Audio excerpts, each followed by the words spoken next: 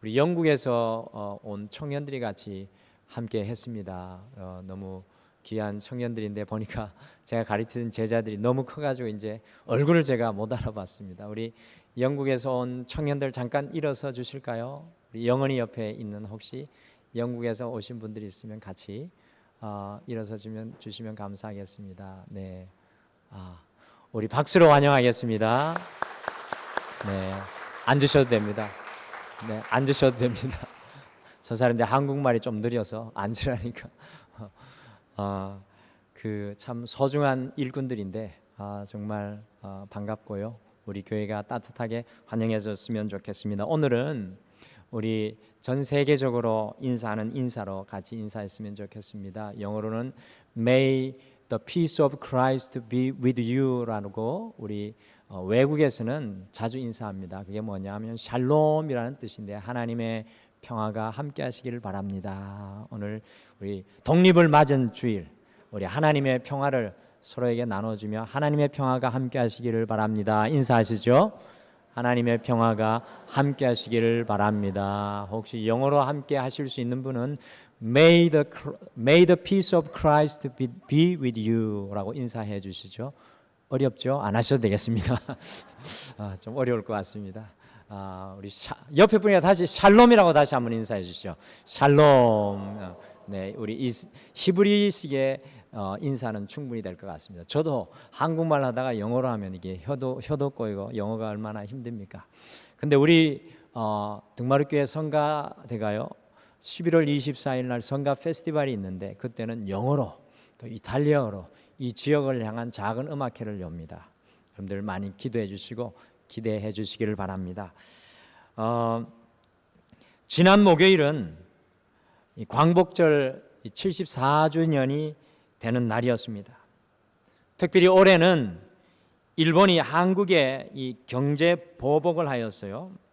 이 한국과 일본이 강하게 대치하고 있는 중이어서 이 1910년 8월 29일 이 한일 합방 이후 1945년 8월 15일까지 우리나라와 백성들을 36년 동안 무려 12,771일을 이 총과 칼과 무력으로 우리나라를 강점하였던 일본의 만행에 대해서 더욱 이 반일 감정이 아주 강하게 일어나는 광복절이 아닌가 생각합니다.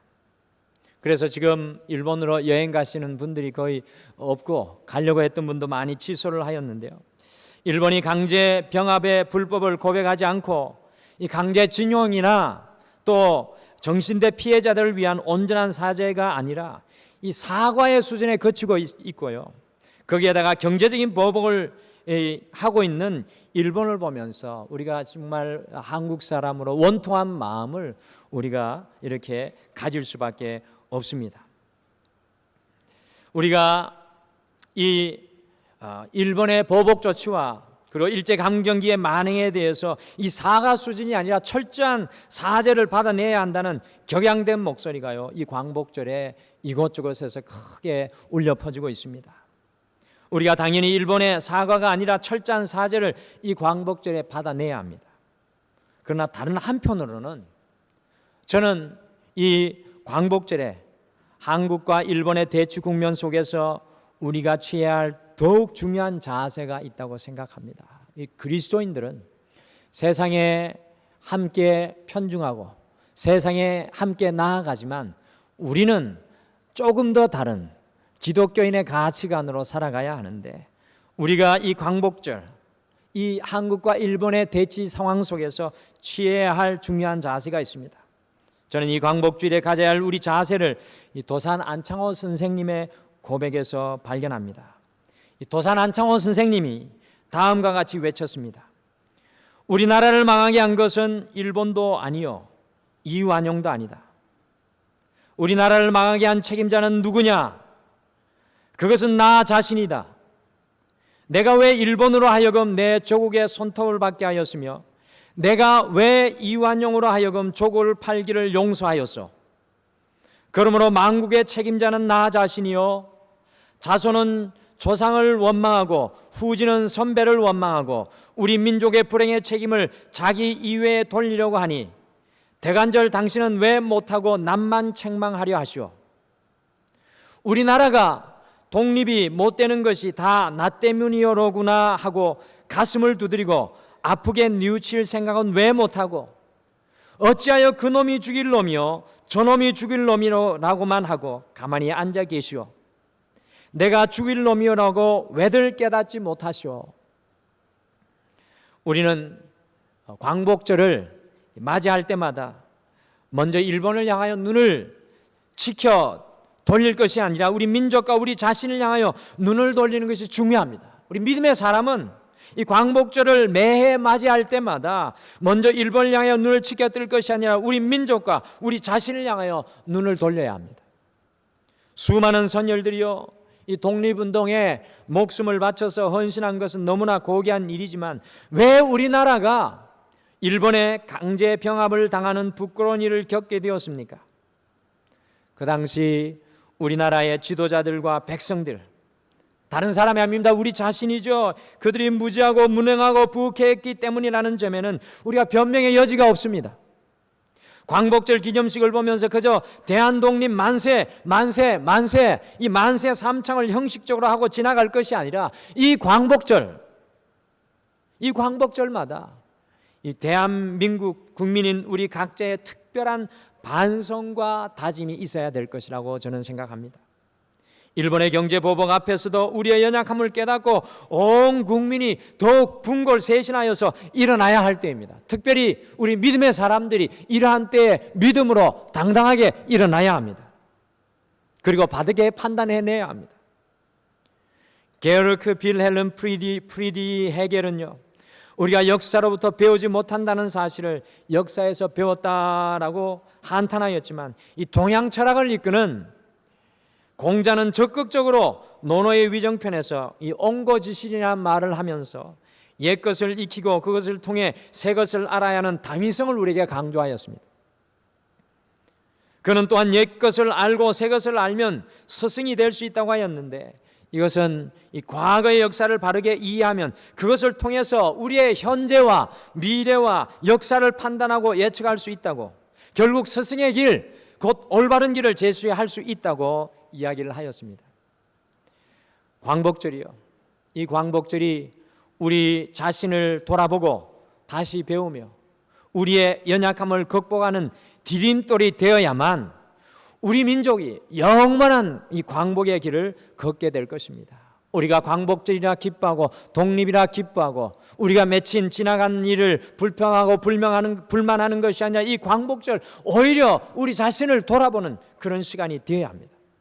또한 믿음의 사람들은요, 이 광복의 날을 신앙의 눈으로 돌아볼 수 있어야 합니다. 이 광복절 앞에 우리는 신앙의 눈으로 우리 자신을 돌아볼 수 있어야 합니다.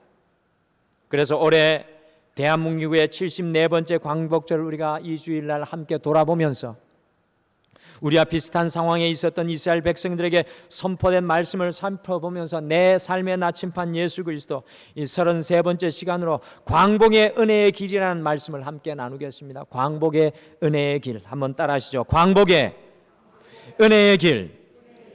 어떻게 하면 이 광복, 곧 빚을 회복하는 은혜의 길, 우리의 인생 가운데 빚을 회복하는 은혜의 길을 날마다 우리가 걸어갈 수 있겠습니까? 광복이 74년 전에 일어났던 일이 아니라 지금 이 시간 사옥에도 우리의 영적으로 다가올 수 있는 하나님의 은혜라는 것입니다. 어떻게 하면 날마다 하나님의 비단에 걸어가는 자녀들이 될 수 있겠습니까? 오늘 우리가 함께 읽은 신명기는요, 이스라엘이 이집트의 430년의 압제에서 해방되어서 이 40년간 광야의 삶을 거의 마칠 때쯤에 모세가 이스라엘 백성들에게 마지막으로 선포해 주는 말씀입니다.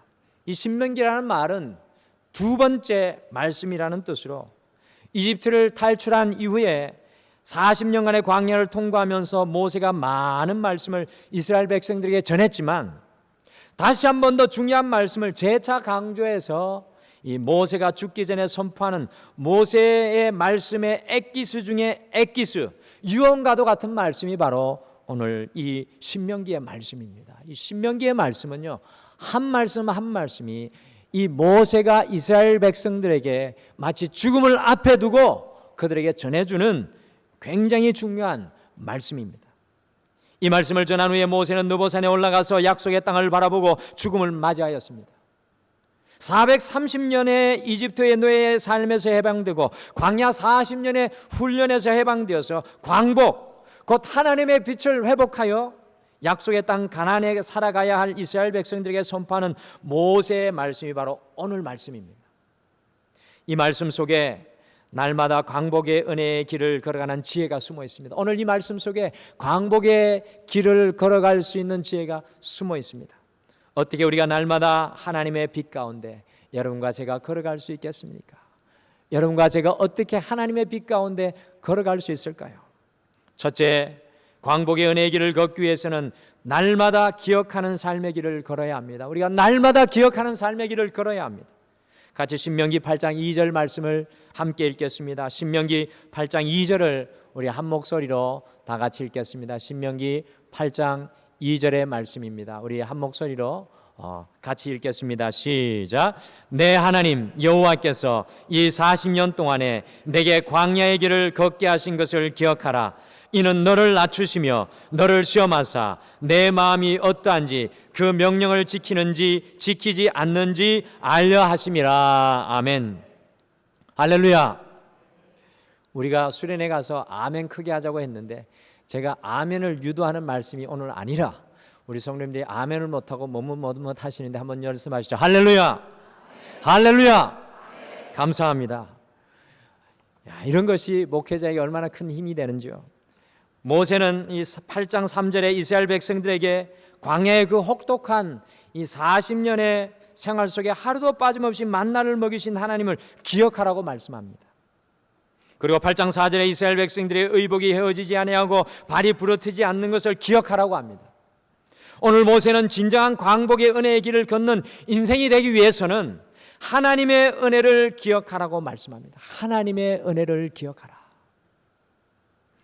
우리나라 초등학교 교과서의 제일 첫머리에는 나, 너, 우리 아버지, 어머니, 우리 집이라는 말이 제일 먼저 나옵니다. 우리 초등학교 교과서에 펴보면 나, 너, 아버지, 우리 어머니, 우리 할아버지, 우리 할아버지, 우리 집 이런 말이 맨 먼저 나옵니다. 상당히 가족이 평화스럽고 상당히 이렇게 목가적인 풍경입니다. 그런데 이스라엘 어린 아이들이 초등학교에 들어가서 제일 먼저 배우는 말은 옛날에 우리는 이집트의 노예였다라는 말이라고 합니다. 옛날에 우리는 이집트의 노예였다. 아무것도 모르는 초등학교 1학년 아이에게 무려 3,500년 전에 있었던 이스라엘 역사를 기억하게 합니다. 그것도 초등학교 1학년 교과서에.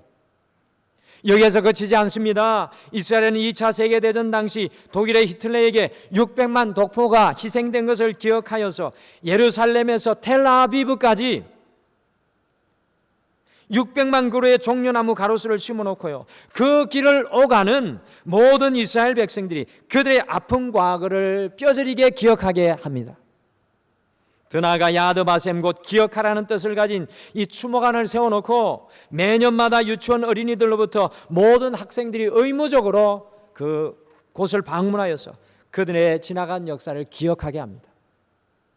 가슴 아픈 과거를 철저하게 기억하게 하는 유대 민족의 교육 철학과 신앙의 지도입니다.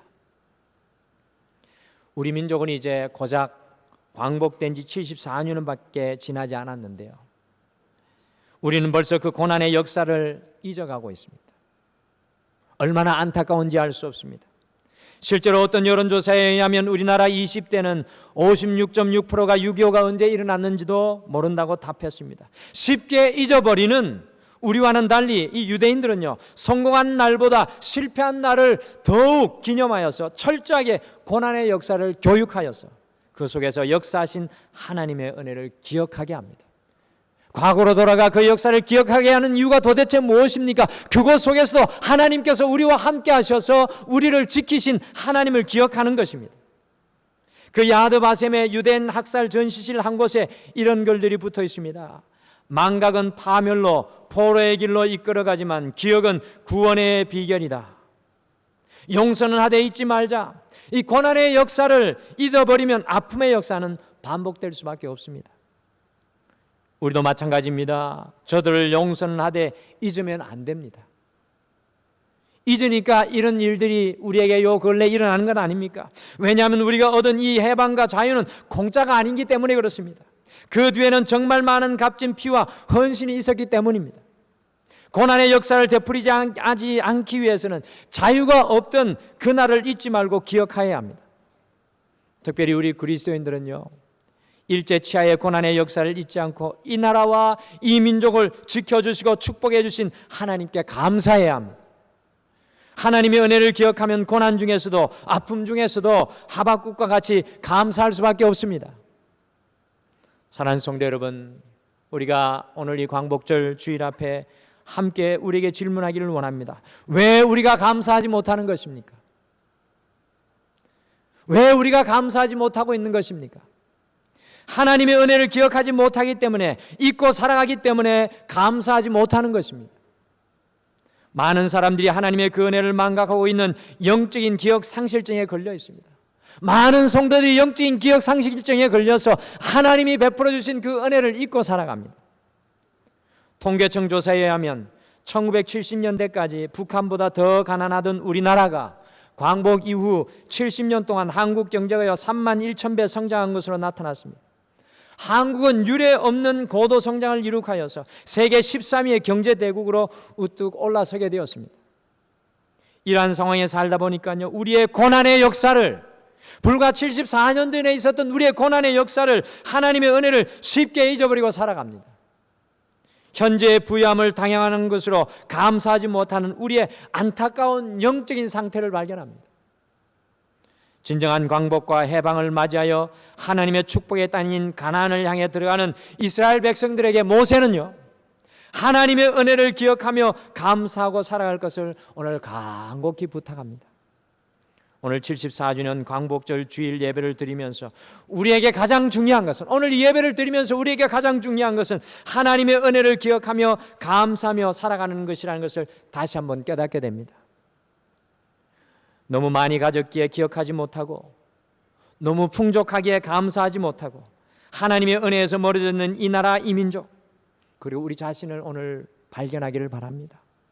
진정한 광복의 기쁨과 은혜의 길은 바로 지난 시간 한국의 역사 속에, 우리의 인생 속에 함께하여 주신 하나님의 은혜를 기억할 때 누리게 됩니다.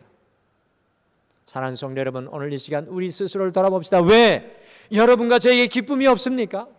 왜 여러분과 저에게 설렘이 없습니까? 왜 우리가 하나님의 광복, 하나님의 해방을 누리지 못하고 이렇게 아직도 눌려 삶을 살아가고 있는 것입니까?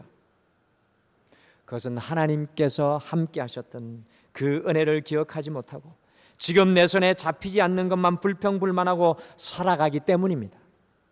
하나님의 은혜를 기억하지 못하는 성도의 삶은 날마다 눌린 삶이 될 수밖에 없습니다.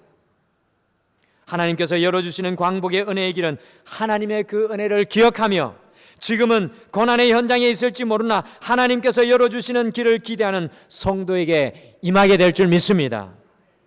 이 74년 광복절 주일, 우리 민족을 여기까지 인도하신 하나님, 우리 가정을 여기까지 인도하신 하나님, 우리 자녀들을 여기까지 지키신 하나님, 우리의 삶을 여기까지 인도하신 하나님의 은혜를 새롭게 기억하고 발견하여서 감사하시는 이 한 주가 되시기를 간절히 축복합니다. 옆에 분에게 우리 같이 인사하며 축복해 주시면 좋겠습니다. 하나님의 은혜만 기억하시는 한 주간 되세요. 옆에 분에게 같이 축복해 주시죠. 하나님의 은혜만 기억하시는 한 주간 되세요. 다시 옆에 분에게 알려주시죠. 하나님의 은혜가 가까이 있습니다. 할렐루야. 둘째, 광복의 은혜의 길을 걷기 위해서는 하나님을 경외하는 삶의 길을 걸어야 합니다. 한번 따라하시죠. 하나님을 경외하는 삶의 길. 이 말이 참 어려운 말입니다. 경외하다, 이 말을 우리가 할 때마다 너무나 어렵습니다. 어떻게 삶 속에 적용해야 할지. 우리 신명기 8장 6절 말씀을 같이 읽겠습니다. 우리 6절 말씀 다 같이 한 목소리로 읽겠습니다. 신명기 8장 6절 말씀, 우리 한 목소리로 6절 말씀 다 같이 읽겠습니다. 시작. 내 하나님 여호와의 명령을 지켜 그의 길을 따라가며 그를 경외할지니라. 아멘. 하나님의 은혜를 기억하며 살아가는 인생은요, 모든 삶의 현장에서 하나님을 경외하는 인생을 살아갈 수밖에 없습니다. 보십시오. 우리가 하나님의 은혜를 기억하는 것을 잊어버리게 되면, 우리가 하나님의 은혜에서 떠나게 되면, 여러분과 제가 하나님의 은혜의 길에서 멀어지게 되면 어떤 현상이 제일 먼저 일어납니까? 신명기 8장 17절 그 말씀을 가르쳐주고 있습니다. 하나님의 은혜에서 떠나게 되면, 하나님의 은혜에 무감각해지게 되면 17절의 역사가 일어나는데, 우리 17절 말씀도 같이 한 목소리로 읽겠습니다. 시작. 그러나 내가 마음에 이르기를 내 능력과 내 손의 힘으로 내가 이 재물을 얻었다 말할 것이라. 아멘. 하나님의 은혜를 기억하는 것에서 떠나는 인생의 모습입니다. 하나님의 은혜는 온데간데 없고 계속해서 내가가 반복되고 있는 것을 말씀 속에서 발견합니다. 내가 마음에 이르기를 내 능력과 내 손의 힘으로 내가 이 재물을 얻었다 할 것이라. 하늘 끝까지 교만한 인생의 마음을 보게 됩니다. 아무도 두려워하지 않는 인생을 살아갑니다. 어떤 농학자의 연구에 의하면요, 농사를 짓는 기술이 많이 현대에 발전하였지만 농사를 짓는 가운데 인간의 노력과 기여는 단 10%도 채 안 된다고 하였습니다. 우리가 농사를 과학적 용농기술로 짓고 있는 것 같지만 인간의 노력과 기여는 농사 전체의 10%도 안 된다고 합니다. 대부분이 다 하나님께서 해주시는 것이라는 것입니다. 농사를 지으려면 토지가 있어야죠. 씨앗이 있어야죠. 또 농부가 씨 뿌리고 밭을 갈고 아무리 노력을 해도 햇빛과 비가 적당히 내려야 되고 바람이 불어야 합니다. 인간의 노력과 무관한 것들입니다. 저는 과수원집 아들이라 이 뜨거운 여름에 특별히 사과가 날 때쯤, 복숭아가 날 때쯤 되면 비가 많이 오면 걱정이 됩니다. 왜냐하면 복숭아가 비가 많이 오면 싱거워집니다. 누구보다도 저는 그걸 잘 알기 때문에 이게 이 수확할 때는 비가 안 와야 될 텐데 인간의 힘으로 되지 않죠. 여러분들, 우리의 직장 생활도 우리가 다 하는 것 같습니다. 우리의 사업도 마찬가지입니다. 그러나 가만히 우리가 뒤돌아보면, 우리가 가만히 우리의 인생을 세워보면 하나님께서 우리의 인생을 붙잡고 있는 것을 발견할 수밖에 없습니다. 지난주에 어떤 성도님과 전화 중에 자신의 기업이 이렇게 어려운 중에 정말로 이런 어려운 때에 더 큰 은혜를 누리고 있답니다. 3배의 매출이 더 난다는 겁니다. 그러면서 이 모든 것이 목사님 하나님의 은혜입니다 라고 고백할 때 제가 할렐루야 아멘, 제가 그분에게 오히려 큰 은혜를 받았습니다. 여러분들, 실력이 있다고 다 취직이 쉽게 되는 것이 아닙니다. 이건 역시도 하나님의 섭리 가운데 이루어지는 것입니다. 출근해서도 일하는 것도 하나님께서 모든 여건을 주시고 건강을 주셔야 살아갈 수 있습니다. 그런데 때로요, 우리는 우리의 마음으로 내 능력과 내 손의 힘을 의지할 때가 많이 있습니다. 우리는 내 손과 내 힘을 의지할 때가 많습니다. 우리가 이 광복절을 볼 때 우리의 힘과 우리의 능이 소용이 없다는 것을 보게 됩니다. 교만의 자리에 서서 살아갈 때 우리가 참으로 많습니다. 오늘 모세는요, 이집트에서 광복절에 해방되어서 축복의 땅인 가나안으로 나아가는 이스라엘 백성들에게 교만의 자리가 아니라 겸손의 자리로 내려가서 하나님을 경외하는 삶, 하나님을 의식하는 삶을 살아가라고 이야기합니다. 우리가 이사야 66장 마지막에 부흥의 결론 속에서도 하나님을 의식하는 삶이 부흥의 결론이라는 것을 말씀을 통해 나누었습니다. 우리의 교만이 아니라 모든 것을 주님께 영광 돌리며 살아가는 하나님을 경외하는 삶 속에 반드시 하나님의 빛의 은혜, 광복의 은혜가 저는 임할 줄 믿습니다. 우리가 우리 자신을 의지하고 살아가면 우리의 한계와 연약함에 묶인 인생이 되지만, 우리가 우리 자신을 의지하고 살아가면 우리의 한계와 우리의 연약함에 묶인 인생이 되지만, 하나님을 경외하고 그 하나님 앞에서 살아가게 되면 바로 그때부터 무한한 하나님의 지혜와 하나님의 빛이 우리의 인생 속에 함께하게 될 줄 믿습니다.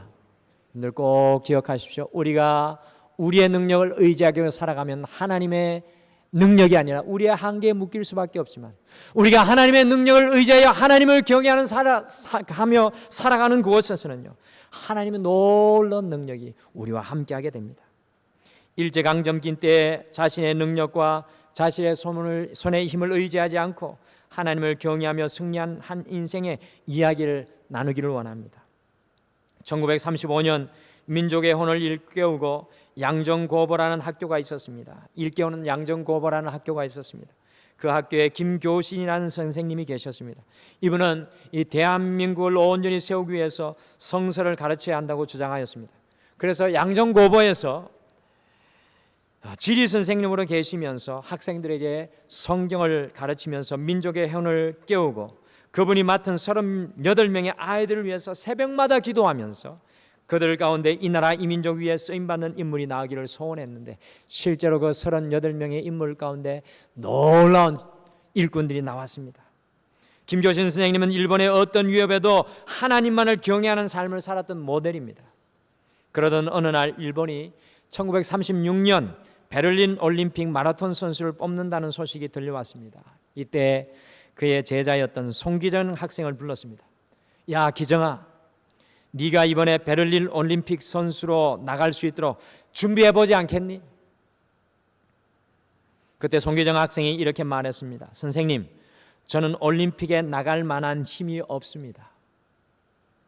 당연한 이야기가 될 것 같습니다.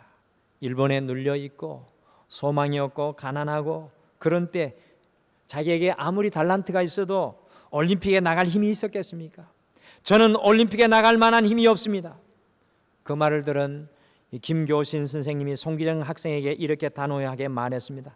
너는 내 힘으로 달리는 것이 아니라 너의 조국이 내가 달리도록 응원한다. 그리고 하나님께서 반드시 함께 하실 것이다. 이렇게 해서 송기정 학생이 마라톤 대회에 출전하여서요, 대한민국에서 1등으로 뽑혔습니다. 그래서 일본 본토로 가서 1936년 베를린 올림픽 마라톤 대회에 출전할 선수를 뽑는 마지막 경기에 참여하게 되었습니다. 일본 동경의 그 올림픽 선수 선발전에서 뛸 때 김교신 선생님도 자전거를 타고 그 선발전 코스를 자기 제자와 함께 달려가고 있었습니다. 반 정도의 코스를 달려서 결승점으로 달려갈 때 송기정 선수와 그만 힘을 잃고 기진맥진하여 하고 말았습니다. 그때 김교신 선생님이 자전거에서 내려서 이렇게 말했다고 합니다. 기정아, 너는 쓰러지면 안 된다. 내 뒤에는 이 김교신이 있고 내 뒤에는 대한민국 우리 조국이 있고 내 뒤에는 크고 놀라우신 하나님이 계신단다. 할렐루야. 이 말을 듣고 송기정 선수는요, 쓰러지지 않고 더 열심히 뛰어서 동경 마라톤 대회에서 우승을 하고 베를린 올림픽 대회에 참가하여서 급기야는 그곳에서 금메달을 따고 말았습니다.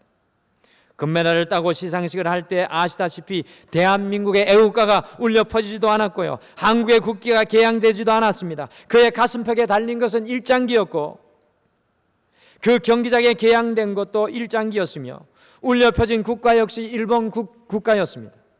너무나도 억울하고 분통 터졌지만 그의 가슴 속에는 대한민국이 끌어오기 시작하였고 살아계신 하나님이 그 마음속에서 역사하셨습니다.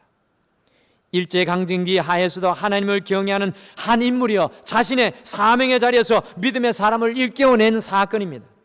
그리할 때 그를 통하여 희망을 잃은 한국의 모든 백성들에게 꿈과 소망을 불어넣는 일을 하는 위대한 제자가 나왔습니다. 하나님을 경외하는 자리에는 하나님의 빛의 회복, 곧 광복의 은혜의 길이 열려지게 됩니다. 아무런 소망이 없는 곳에 하나님을 바라보고 하나님을 붙드는 곳에서 소망의 역사가 일어나게 됩니다. 사랑하는 성도 여러분, 모세가 바로 이것을 그의 인생의 마지막에 가나안을 들어가는 이스라엘 백성들에게 부탁하는 겁니다. 하나님을 경외하라. 하나님을 붙들라. 다른 것은 모든 것은 놓을지라도 하나님을 경외하며 하나님 앞에서 살아가라는 것입니다. 이번 한 주 우리의 삶의 자리에서 우리가 하나님을 경외하며 살아가기를 간절히 축복합니다. 이번 한 주 우리의 삶의 어떤 환경 속에서 그것이 고난일지라도 그것이 고통일지라도 아무것이 또 보이지 않는 삶의 자리일지라도 우리가 하나님을 경외할 수 있게 되기를 간절히 축복합니다. 그곳에서 하나님의 빛의 역사가 어둠을 뚫고 우리의 삶에 임하게 될 줄 믿습니다.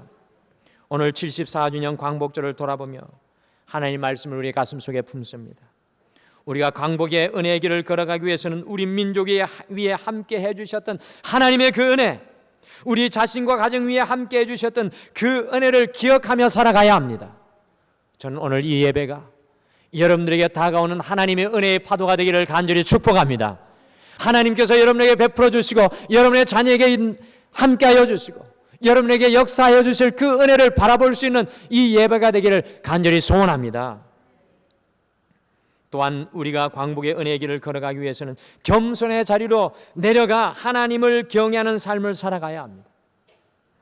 하나님을 경외하고 그분과 동행하며 사는 삶 속에 하나님의 능력이 충만하게 임하게 될 줄 믿습니다. 우리가 결단하기를 소원합니다. 하나님을 경외하십시오. 그 하나님 앞에 서시기를 바랍니다. 고난 중에도, 아픔 중에도, 괴로움 중에도 하나님 앞에 서십시오. 다 같이 기도하시겠습니다.